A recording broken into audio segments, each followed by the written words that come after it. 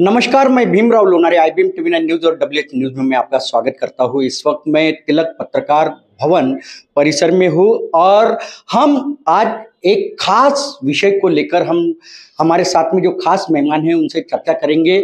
देश में जो अभी लोकतंत्र खतरे में आया है उसी विषय को लेकर आज हम चर्चा करने वाले हैं। हमारे साथ में जो समाज सेवी है ओपी सिंह, वो हमारे साथ में है और वरिष्ठ पत्रकार डॉक्टर राकेश पाठक सर हमारे साथ में हैं। माजी विधायक जो मुल्ताई के मध्य प्रदेश के माजी विधायक है डॉक्टर सुनीलम, जो वरिष्ठ पत्रकार भी है वो भी हमारे साथ में है और वरिष्ठ पत्रकार विवेक देशपांडे सर भी हमारे साथ में हैं। हम उन सब मान्यवरों से, महानुभावों से जानेंगे कि लोकतंत्र जो खतरे में आया है, खतरे में आने का क्या वजह है, हम उन्हीं से ही जानेंगे। सर, आपका बहुत बहुत स्वागत है। सर, आप सबसे पहले आप बताइए, आप एक समाज सेवी हो, क्या लगता है आपको कि 2014 से जो देश में जो चल रहा है, क्या महसूस कर रहे हो आप? देश में जनतंत्र के अलावा सब कुछ चल रहा है। संविधान की कोई परवाह नहीं है। Concentration of power in the hands of one individual, जो जनतंत्र के बेसिक सिद्धांतों के विरुद्ध है, और करप्शन एट इट्स पीक कहेंगे। अगर सच में प्रधानमंत्री करप्शन को हटाना चाहते हैं तो उनने जो काम किए थे उनको अनडन करें और इलेक्टोरल बॉन्ड से जो पैसा उनकी पार्टी को आया है उसको वापस करके नेशनल एक्सचेकर में वो जमा होना चाहिए। तो इसलिए आवश्यकता इस बात की है कि सही मामले में अपोजिशन के साथ संवाद हो, हम सब के साथ संवाद हो और पॉलिसी का निर्धारण उस संवाद और डिस्कशन के माध्यम से होना चाहिए। एक आदमी की विम्स के ऊपर इतने बड़े देश का संचालन नहीं होना चाहिए। निश्चित ही एक आदमी के ऊपर इतने बड़े देश का संचालन नहीं होना चाहिए, ऐसे ही कहना ओपी शाह सर का है।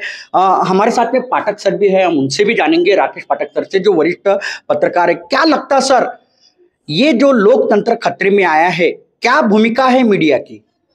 देखिए, सबसे ज्यादा जो चिंताजनक भूमिका है वो मीडिया की ही है।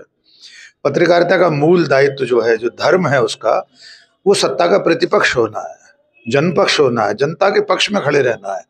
लेकिन पिछले 10 सालों में मीडिया ने सत्ता से सवाल पूछना बंद कर दिया है। इतना ही नहीं किया बल्कि उसने विपक्ष से और जनता से सवाल पूछना शुरू कर दिया है। उसे कटघरे में खड़ा करने का कोई मौका नहीं चूकती, जबकि लोकतांत्रिक व्यवस्था में जो चुनी हुई सरकार है उसकी जिम्मेदारी है देश चलाना, नीतियां बनाना, उसका क्रियान्वयन करना। उससे सवाल पूछे जाने चाहिए कि आपने जो नीति बनाई उसका क्या परिणाम निकला, आपने नोटबंदी की थी तो उससे क्या हासिल हुआ, 370 हटाया तो कश्मीर में क्या बहाल हुआ। लेकिन ये मीडिया सरकार से सवाल नहीं पूछता। ये सबसे ज्यादा खतरनाक संकेत हैं कि लोकतंत्र के लिए जो सबसे बड़ी इकाई है न्यायपालिका के बाद, अगर मैं कहूँ तो वो मीडिया है, पत्रकारिता है। और पत्रकारिता का एक बहुत बड़ा हिस्सा, सबको तो मैं नहीं कहूँगा, आज भी आप जैसे जो समानांतर मीडिया पे काम कर रहे हैं, आप सब लोग बहुत अच्छा काम कर रहे हैं, जनता की आवाज़ उठाते हैं, लेकिन फिर भी बहुत बड़ा हिस्सा, बहुत बड़ा तबका सत्ता की गोद में जाकर बैठ गया है। ये आने वाले समय के लिए अच्छी चीज़ नहीं है, क्योंकि जब पत्रकारिता सत्ता से प्रश्न पूछना बंद कर देती है तो इसका अंतिम जो नुकसान होता है, इसका जो परिणाम होता है, वो जनता को भुगतना पड़ता है। जिस जनपक्ष के लिए पत्रकारिता है उस जन को, लोग को, लोगों को, नागरिकों को, मतदाताओं को इसकी बहुत बड़ी कीमत चुकानी पड़ती है।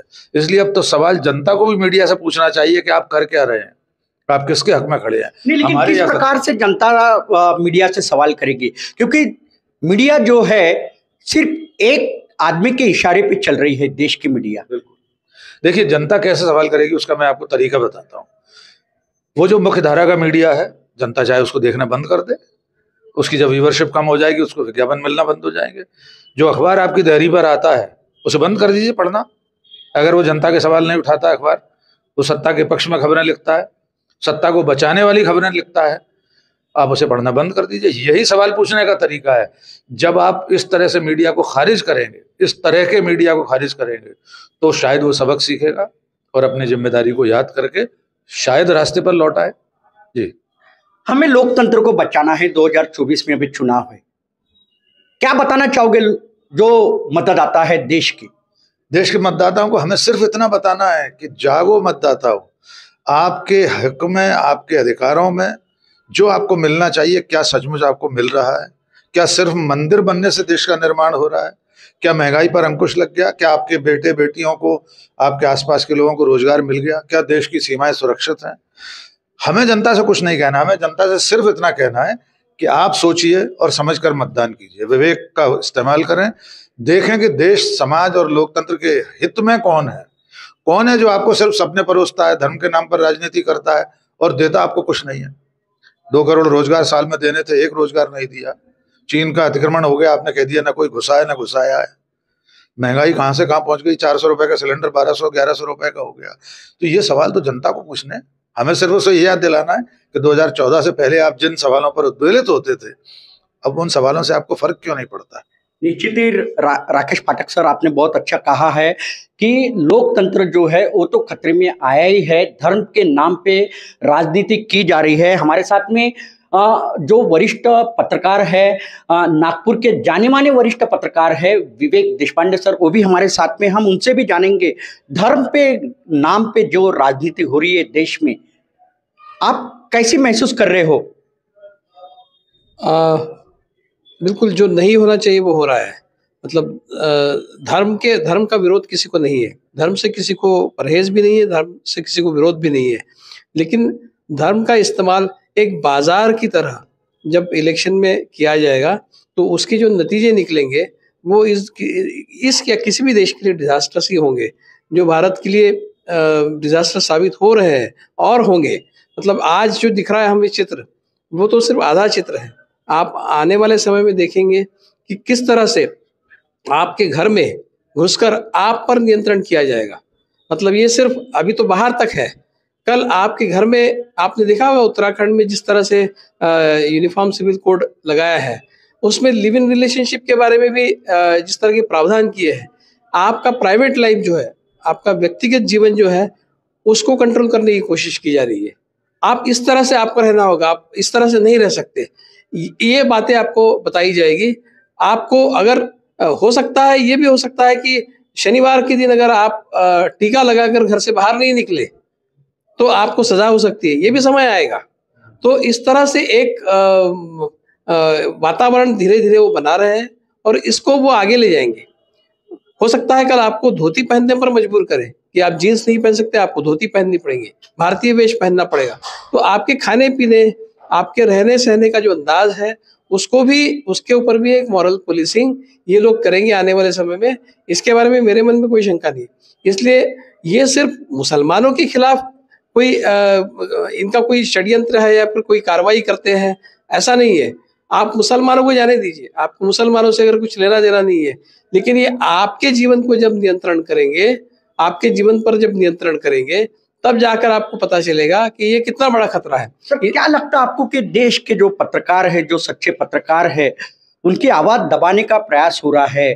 कल जो यानी घटना हुई है और निखिल वागले जैसी जो सच्चे पत्रकार है, उनके गाड़ी पे हमला होता है, उनको जान से मार देने की कोशिश की जाती है, आपको लगता नहीं कि सच्चे पत्रकार की जान को भी धोखा है इस देश में? वो तो है, वो तो कल स्पष्ट हुआ ही है। लेकिन निखिल वागले जो है वो बहुत सशक्त पत्रकार है, वो बहुत हिम्मत वाले हैं और जिस तरह से वो आवाज़ उठा रहे हैं, मुझे लगता है हर ऐसे पत्रकार को जो इस देश के लोकतंत्र को बचाना चाहता है, हर एक पत्रकार ने उसी तरह का एक रुख अख्तियार करना बहुत ज़रूरी है। जिस तरह से निखिल वागले बोलते हैं, हर एक को उस तरह से बोलने की ज़रूरत है। उन्होंने एक चिंगारी भड़काई है, उसको किस तरह से हम आग में तब्दील करते हैं, ये एक बहुत बड़ा सवाल है। पहली बार ऐसा हुआ है कि किसी पत्रकार ने इस देश में इतनी ज़बरदस्त तरीके से इस विषय को उठाया है। कल अगर आपने उनका भाषण सुना होगा तो आपको ये बात समझ में आई होगी कि वो किस तरह से इस लड़ाई को लड़ना जानते हैं, चाहते हैं उनके साथ हम सबको खड़ा होना बहुत जरूरी है। हम सारे पत्रकार जो लोकतंत्र को बचाने की कोशिश कर रहे हैं, सबको उनके साथ खड़ा। कल आप पे भी हमला हो सकता है, हम पे भी हमला हो सकता है। जी जी बिल्कुल हो सकता है, उसकी तैयारी हमारी होनी चाहिए। उस बात के लिए हमने तैयार रहना चाहिए। ये ना हो कि भाई हम पर हमला हो सकता है तो हम डर के कहीं बैठ जाए और चुप हो जाए। हमारी आवाज़ हमेशा ही बुलंद होनी चाहिए। निखिल वागले जैसा हमको भी समाज के बीच में जाना चाहिए और आवाज़ उठानी चाहिए, ऐसा मुझे लगता है। निश्चित ही मैं बताना चाहूंगा कि डॉक्टर देशपांडे सर का भी कहना यही है कि निखिल वागले जैसी आवाज हर पत्रकार ने उठाना चाहिए और पत्रकारिता जो है वो समाज के लिए करना चाहिए, देश के लिए करना चाहिए, ना कि राज के जो राजनीतिक पर्सन होते हैं, खासदार, आमदार, मंत्री महोदय, इनके लिए कभी पत्रकारिता नहीं करना चाहिए। सर क्या बताना चाहोगे आप? माजी विधायक रह चुके हो, विधायक थे, आपको ऐसी नहीं लगता क्या कि देश में जो लोकतंत्र है वो खतरे में आया है? देखिए, एक तो मैं जो विवेक जी ने कहा उसमें दो बातें जोड़ना चाहता हूं। हमला किया गया जो है निखिल वागले जी के ऊपर, किसने किया? भाजपा के गुंडों ने किया। इस बात को रेखांकित बार बार किया जाना जरूरी है कि हमले कौन कर रहा है। बंबई के अंदर कौन से विधायक ने भाजपा के गोली मारी? मेरा कहना यह है कि ये जो लोग हमला करने वाले लोग हैं, इनकी पहचान लोगों के बीच में बार बार जाना चाहिए। दूसरी बात, निखिल वागले व्यक्ति नहीं है, निर्भय बनो आंदोलन चला रहे हैं। वो एक विचार लोगों के सामने लेके जा रहे हैं, उसी विचार से इनको खतरा है। और यही वही तर्क वाला विचार है, यही वही विचार है सवाल उठाने वाला, जिसको लेकर के डॉक्टर नरेंद्र दाभोलकर की हत्या हुई, डॉक्टर जो है कॉमरेड गोविंद पानसारे की हत्या हुई, जिसके चलते गौरी लंकेश की हत्या हुई। तो ये एक इसलिए ये खतरनाक मामला है, व्यक्तिगत है, बहुत सारे हमले होते रहते हैं। लेकिन आज आपने देखा कि एक प्रेस कॉन्फ्रेंस हम लोग जब कर रहे थे तो एक लाइन जब बोली डॉक्टर राकेश पाठक जी ने, तो पूरा हाउस, सब लोगों ने कहा कि ये गलत है और हम इसके खिलाफ में हैं। ये प्रतिक्रिया है लोगों की। यही प्रतिक्रिया राष्ट्रीय स्तर के ऊपर होना जरूरी है। जो लोग कानून को हाथ में ले रहे हैं, जो लोग कानून के राज को नहीं मानते, जो लोग भारत के संविधान को नहीं मानते, उनको इसी तरीके की जनता की प्रक्रिया जो है, प्रतिक्रिया, वो ठीक कर सकती है।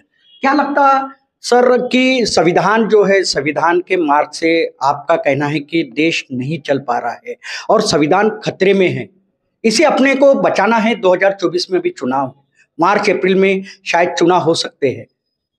क्या कहना चाहोगे अगर लोकतंत्र को अगर बचाना है तो? देखिए, लोकतंत्र 142 करोड़ का ये देश है।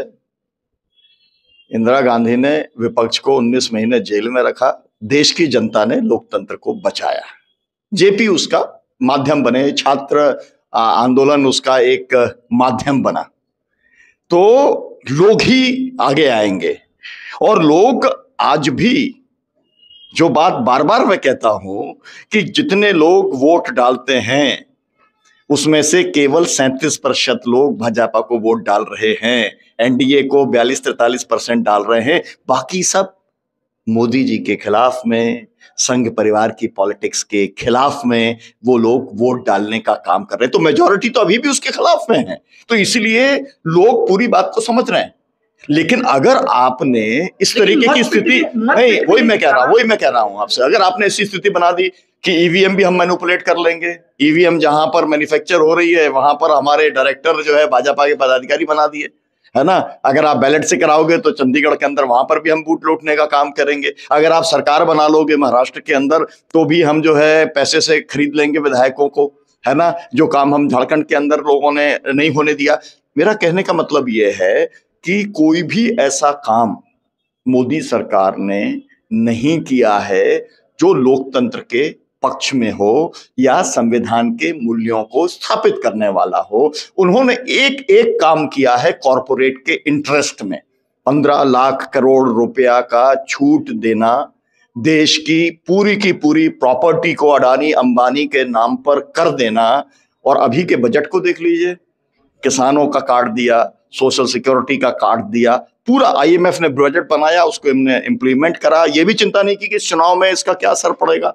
उन्हें लगता है कि जो है धर्मांधता के माध्यम से, ईवीएम के माध्यम से, सरकारी मशीनरी के माध्यम से इफ्लोरिया एक क्रिएट करके हम इस चुनाव को जीत लेंगे। ईवीएम के माध्यम से अगर चुनाव हो रहे हैं और ईवीएम के खिलाफ में अभी अधिवक्तागण जो एडवोकेट वर्ग है वो भी रास्ते पे उतरी है, समाज भी रास्ते पे उतर रहा है, देश की जनता रास्ते पे उतर रही है, लेकिन विपक्ष जो है वो मजबूत नहीं दिखाई दे रहा है। ईवीएम के खिलाफ में क्यों आवाज नहीं बुलंद कर रहा है?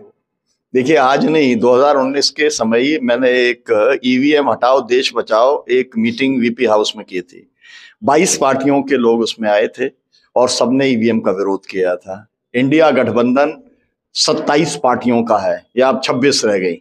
26 पार्टियों के गठबंधन ने इलेक्शन कमीशन को लिख करके दिया है, डेलीगेशन ने मिलकर के कहा है कि वीवीपीएटी पैट की 100% की गिनती कराने का काम करो। सुप्रीम कोर्ट के सामने इंडिया गठबंधन की पार्टियां चली गई हैं, तो जो कुछ कर सकते हैं वो करें। लेकिन यहां पर यह है कि अगर आप एक जगह आग बुझाओ तो दूसरी जगह पर ये लोग आग लगा देते हैं, तो अपोजिशन को तो पूरा वहीं पे लगना पड़ता है। जो एक इमरजेंसी सिचुएशन पैदा होती है वहां पर तो जाकर के आग बुझाने का काम करना पड़ता है। इनके पास बहुत बड़ा तंत्र है, तो ये जगह जगह पर आग लगाते रहते हैं। लोग आग बुझाने की कोशिश जो है करते रहते हैं, सिविल सोसाइटी भी करती है, किसान संगठन भी करते हैं, मजदूर भी करते हैं। अभी 16 तारीख का बंद का उन्होंने कॉल दिया है ना। तो लोगों को अगर वो नाराज हैं, जैसा कि स्पष्ट दिखलाई पड़ता है, तो सड़कों पर आना चाहिए। जो भी इस तरीके की प्रतिकार की प्रतिरोध की शक्तियां हैं उनका समर्थन करने का काम नहीं, लेकिन चुनाव आयुक्त जो देश के चुनाव आयुक्त, उनके ऊपर विरोधी या लोग, हमारी देश की जनता अगर दबाव बना रही है, लेकिन उनपे कोई असर नहीं दिखाई दे रहा है। जो देश के चुनाव आयुक्त है उनपे असर, तो जस्टिस लोया की हत्या हुई, बहुत लोगों ने बहुत प्रयास किया। जब सत्ता खिलाफ में खड़ी हो और सत्ता का संरक्षण अगर चुनाव आयोग को दिया गया हो, और आप ये समझिए कि चुनाव आयोग वैसे ही पपेट बना हुआ है, केंचुआ चुनाव आयोग बना हुआ है, लेकिन इसके बावजूद भी उसमें जो था, पहले जो था, उसको हटा करके लीडर ऑफ अपोजिशन को आपने कानून मंत्री को लाकर, चीफ जस्टिस को हटा करके आपने कानून मंत्री को लेके आने का काम किया। मतलब केचुए को भी पसंद नहीं है, उससे भी और आगे जाके होना चाहिए। तो खिलौना बना हुआ है, कठपुतली बना हुआ है। तो लोग जो है, मुझे लगता है कि ये केंद्र सरकार के लिए जो तरीका अपना रही है वो उसके लिए आत्मघाती होने वाला है, क्योंकि इस देश की जनता सब चीज पे कंप्रोमाइज करेगी। मतलब रोटी कपड़ा मकान शिक्षा स्वास्थ्य बिजली सड़क स्कूल अस्पताल, उससे तो वंचित है ही है, लेकिन वो लोकतंत्र से समझौता नहीं करेगी। ये बात बार बार भारत की जनता ने बताया है, अंग्रेजों को भी बताया है और बाद के शासकों को भी बताया है। जो समझेगा कि ये देश हमारा ही है, हमारी प्रॉपर्टी है, उसको सही वास्तविकता दिखाने का काम जनता जरूर करेगी।